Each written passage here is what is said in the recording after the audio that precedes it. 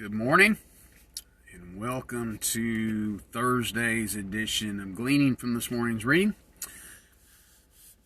I am Co-Pastor Marc Smith of Ambassador Baptist Church, Ennis, Texas, 2200 Ensign Road. Man, we've been having some good services, and shout out to Keith and Christina Bates. Man, they've just been bringing all these youngins.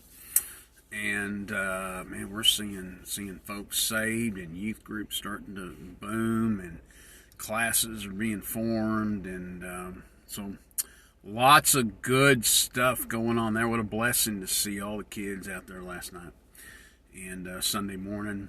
So man, having a good time there. Excuse me. So praise the Lord for that. And listen, if you don't have a church that you attend, man, we'd love to have you come visit us at Ambassador Baptist Church. Lots of good stuff going on there right now. There's just not time to even get into it. And, but man, we're having a lot of fun. And God's doing a work there. And we're just, even in the midst of everything that's going on in the world, and illness and sickness and COVID, and God's just doing great things. And we're having a good time there. So we'd invite you to come out and have a good time with us. Love to have you there. Hey, listen, pray for some of our dear sweet church members. Jeff Kelly, you know who you are, man. Pray for them, man. Miss Kelly lost her father yesterday, and he went home to be with the Lord. So if you'll pray for them, it's never easy to lose a loved one, and so Jeff Kelly, we love you. Praying for you this morning, and for anybody that sees this, if you'll just lift them up in prayer this morning. You don't need to know a last name. They're just, you don't need to know that. God knows. And but if you'll just pray for them, man, they're dear, sweet, sweet church members, friends, love them dearly. So Jeff Kelly, praying for you this morning. All right, man, let me give you something real quick today. Next 5 to 8 minutes or so. There's a story in the Bible. Remember, we're in the book of 1 Chronicles, read chapters 16 through 20 this morning, 16 through 20. And remember, 1st, 2nd Chronicles, 1st, 2nd Samuel, 1st, 2nd Kings, they all kind of overlap a lot in their storylines. A lot like the Gospels, Matthew, Mark, Luke, John. They're all telling the story of Jesus. Many of them tell the same story. There's just some added details here and there. Some give more details, some don't. Same thing here. So we're looking at the life of David again. And there's a story here in chapter 19 where a man by the name of Nahash, he was the king of Ammon. And at one time he had shown kindness to David. Well, Nahash dies, and his son now rules over the Ammonites. And his name is Hanan. And so when Hanan takes control over in place of Nahash, remember, Nahash had shown kindness to David. So David wants to just return the favor. So he sends servants to his son Hanan, who is now in charge, and now king of the Ammonites.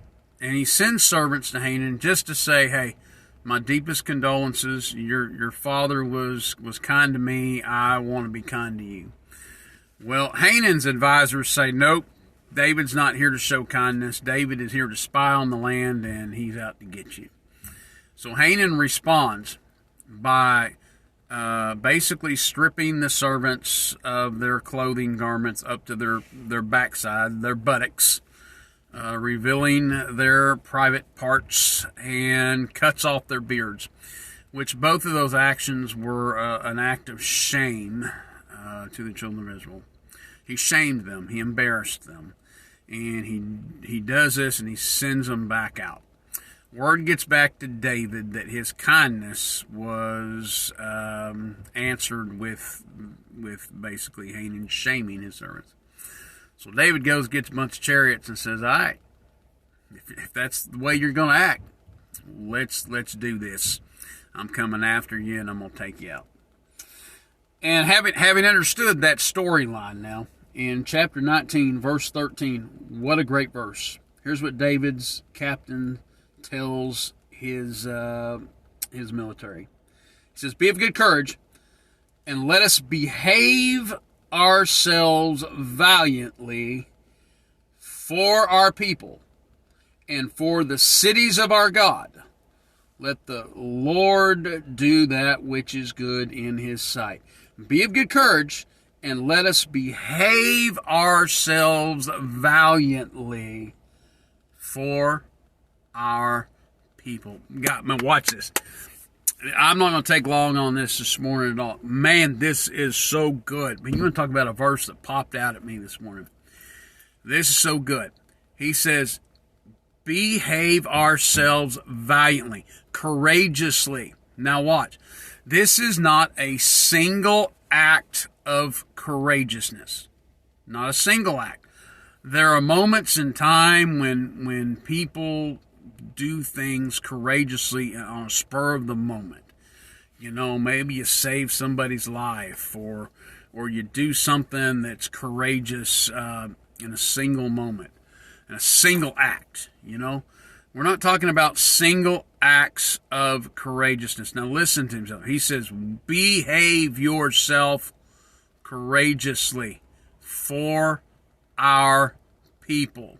Let me encourage you to do something this morning. Now, don't miss this. Let me tell you something. We don't need Christian cowards. Christian cowards. The Apostle Paul said, "For me to live is Christ." To live. For me to live is Christ, but to die is truly gain. Paul was talking about a lifestyle. Listen, I think we need to behave ourselves valiantly, courageously, not just in a single act. Not just in a single act. We need to be courageous as Christians daily, every day, all the time. From the time we accept Christ to the time we die, we need to live courageously. Why? In this text, he says it's important that we be courageous. Why? For our people.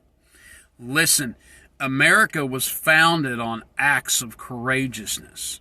People who chose to be courageous, valiant, who stood for American values like freedoms and liberties. And it's unfortunate that even today, in today's political climate, it seems that there are many in the political world that just want to tear that out. And that gets me fired up more than anything. But thank God for men and women who died courageously so that we can have the freedoms and liberties that we have today. But I'm telling you, just as those Americans, brave men and women, died that we would have freedom today, they died for the people, for the cities.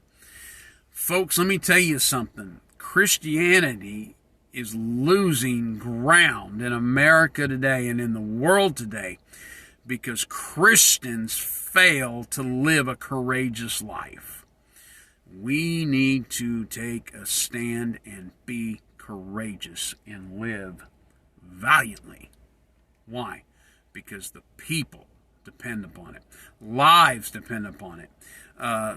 Listen, eternity depends upon it. Whether or not somebody comes to the saving knowledge of Jesus Christ, their eternity depends upon whether or not we live courageously. Man, that's heavy this morning. That's good. That is just really good stuff. So let's live courageously. Man, don't be afraid to say, I'm a Christian. Don't be afraid. Be courageous. I know, man, they might mock you. They might scoff at you. Man, look, people say nasty things about me on Facebook and all the time. I get mocked all the time. I've just learned to just stand up and say, I'm going to be a Christian. One day I'm going to answer to God, not this yahoo out here who thinks he can get smart alecky with me. Okay, I don't care. You know, they can mock me all they want. I know one day I'm going to stand before God, and I want to hear him say, Well done, thou good and faithful servant. Be courageous. Why? Because the people around us depend on us living a courageous, valiant Christian life. Okay? Hey, that's good stuff today. I got to bounce, got to go to work. But it's Thursday. Thursday's the day before Friday. Friday's the day before the weekend, which means Sunday's on the way. Listen, we'd love to have you visit with us at Ambassador Baptist Church, located 2200 Ensign Road, Ennis, Texas. I'm Co-Pastor Marc Smith. See you tomorrow morning right here, 7:20 on Gleanings from this morning's reading. Love you in Jesus. Have a great